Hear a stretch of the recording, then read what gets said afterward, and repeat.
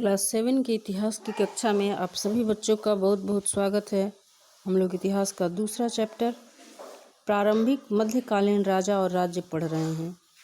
तो आज हम लोग पाल वंश के विषय में पढ़ेंगे। कल हम लोग गुर्जर प्रतिहार वंश 725 ईस्वी से 1018 ईस्वी तक के राज्य राजाओं को पढ़ा।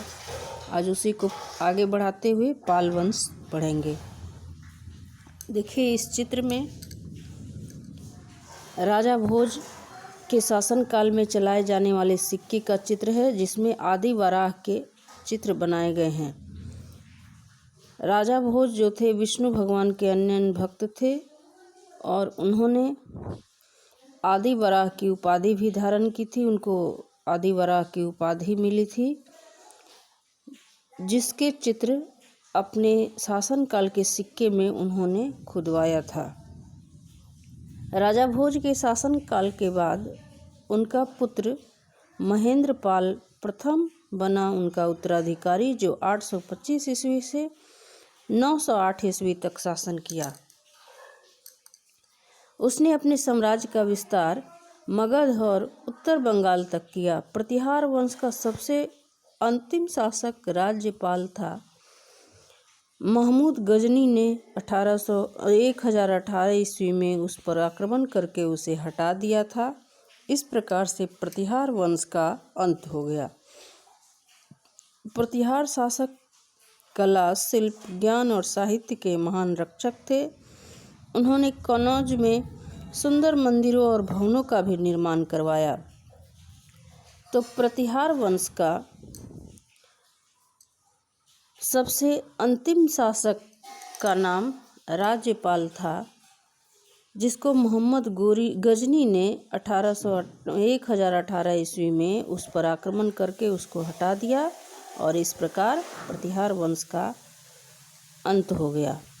प्रतिहार वंश के जो शासक थे वो कला के प्रेमी, शिल्प के प्रेमी, साहित्य के प्रेमी थे और उसको उन्होंने अपने शासनकाल में इन सभी क्षेत्रों में खूब अत्यधिक निर्माण कार्य करवाए। कई सारी मंदिरें उनके शासनकाल में बनाई गई है, जिसका प्रमाण अभी तक भी है।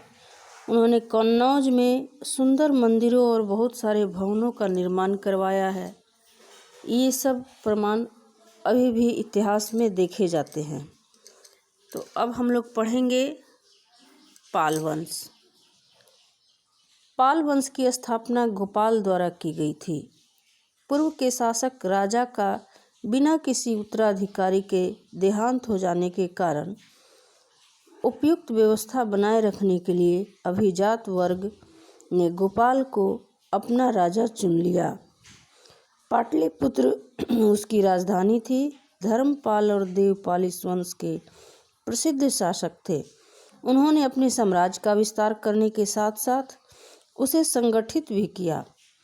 पाल राजाओं ने बिहार, बंगाल, उड़ीसा और असम के कुछ भागों पर कई उतार चढ़ावों के साथ करीब 400 वर्षों तक शासन किया। 12वीं सदी के मध्य में सेन वंश के संस्थापक विजय सेन ने पाल वंश को हरा दिया। 12वीं सदी समाप्त होते होते सेन वंश का अंत भी बख्तियार खलजी से परास्त होने के बाद हो गया।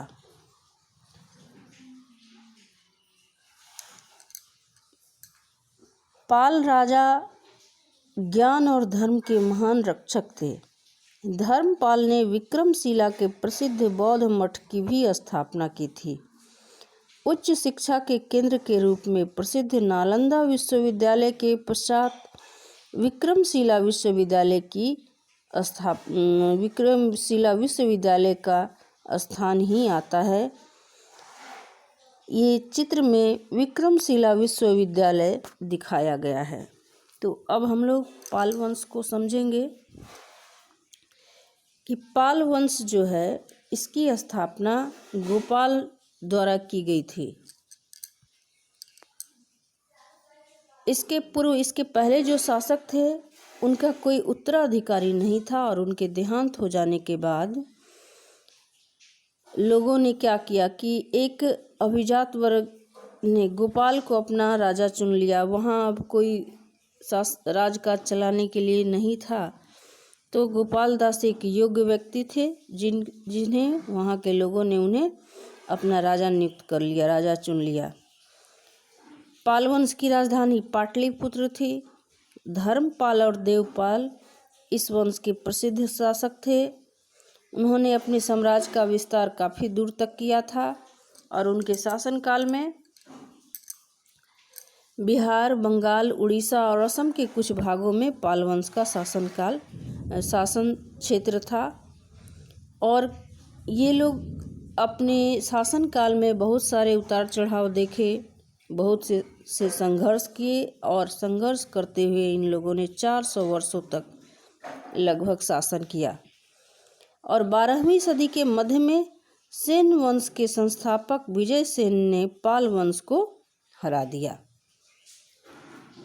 12वीं सदी समाप्त होते होते सेन वंश का भी अंत हो गया, पाल वंश का भी और सेन वंश का भी अंत हो गया। तो सेन वंश का अंत किसने किया?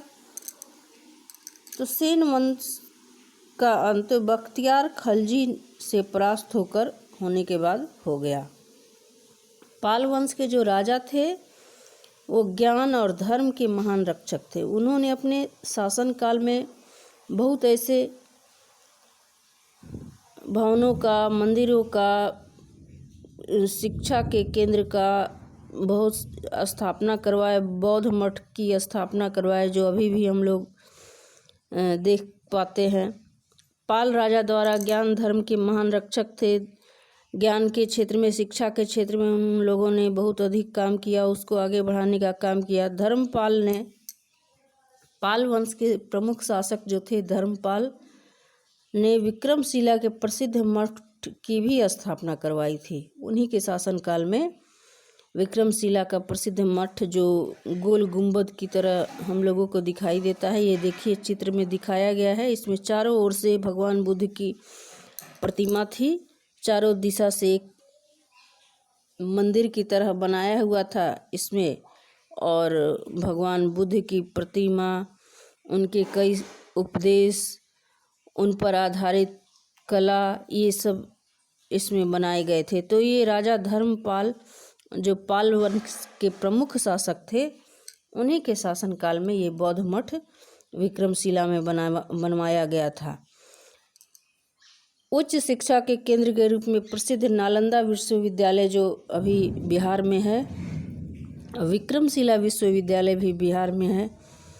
तो शिक्षा के क्षेत्र में इन लोगों ने बहुत अधिक काम किया और उस समय भी विश्व के विद्यार्थी छात्र यहाँ पढ़ने के लिए और शिक्षक यहाँ पढ़ाने के लिए आते थे। तो काफ़ी उस टाइम भी धर्मपाल के शासनकाल में भी या पाल वंश के शासनकाल में भी हमारा भारत काफ़ी समृद्ध था। तो आज के लिए अब हम लोग इस मानचित्र में देखेंगे कि प्रमुख राज्य 7वीं से 12वीं शताब्दी तक कौन कौन से प्रमुख राज्य थे। 7वीं शताब्दी से 12वीं शताब्दी तक कौन कौन से प्रमुख राज्य थे उस समय भारत में। तो देखिए इसमें काला बिंदु टाइप का जो दिखाया गया है वो सभी राज्य दिखाए गए हैं, प्रमुख राज्य।